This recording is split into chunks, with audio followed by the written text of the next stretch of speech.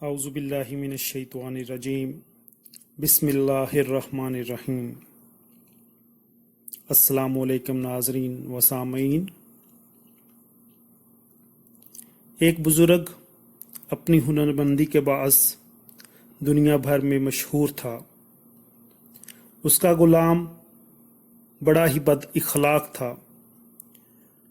اس غلام کی سستی اور کاہلی کی وجہ سے اس کے بال پھیلے پھیلے رہتے، جبکہ اس کے چہرے پر برائی کے آثار نمایاں تھے، اور اس کے دانت اژدھے کی طرح زہر سے بھرے لگتے۔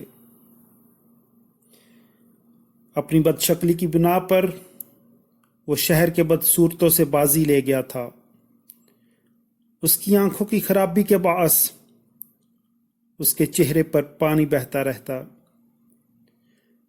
جب وہ کھانا پکانے لگتا تو ماتھے پر تیوری چڑھا لیتا، اور جب پکا لیتا تو دسترخوان پر اپنے مالک کے سامنے زانو پھیلا کر بیٹھ جاتا۔ لگاتار کھانا کھانے کے لیے بیٹھا رہتا، اور اگر مالک یا کوئی مر بھی جائے تو اسے پانی تک نہ دیتا۔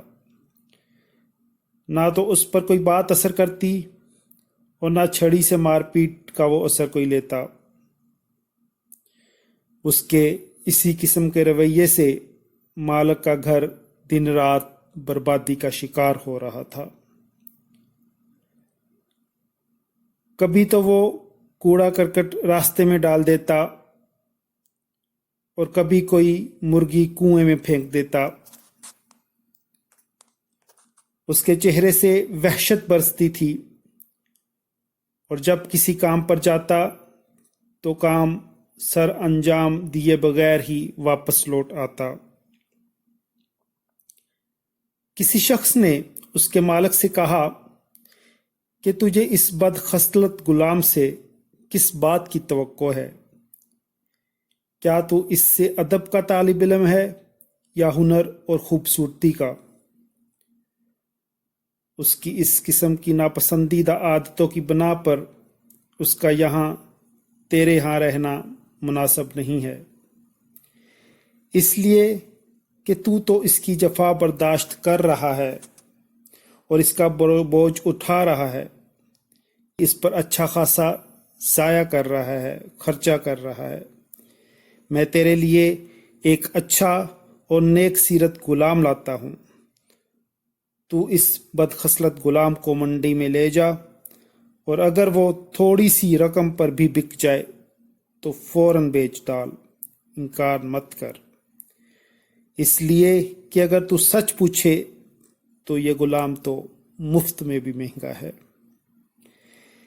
اس نیک فطرت آدمی یعنی اس غلام کے مالک نے جب اس شخص سے اس قسم کی باتیں سنی تو وہ ہنس دیا اور بولا کہ اے عالی نسب دوست، ٹھیک ہے کہ یہ غلام بد مزاج اور بد فطرت ہے، لیکن سچی بات تو یہ ہے کہ اس کے ایسے ہی رویے سے میری طبیعت میں اچھائی پیدا ہو رہی ہے، اچھی عادتیں پیدا ہو رہی ہیں۔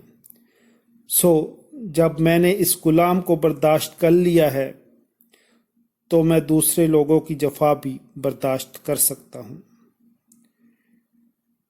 یوں سمجھ لے کہ تحمل اور برداشت شروع میں زہر کی مانند لگتا ہے، لیکن جب یہ طبیعت میں بڑھتا چلا جاتا ہے تو شہد کی مانند ہو جاتا ہے۔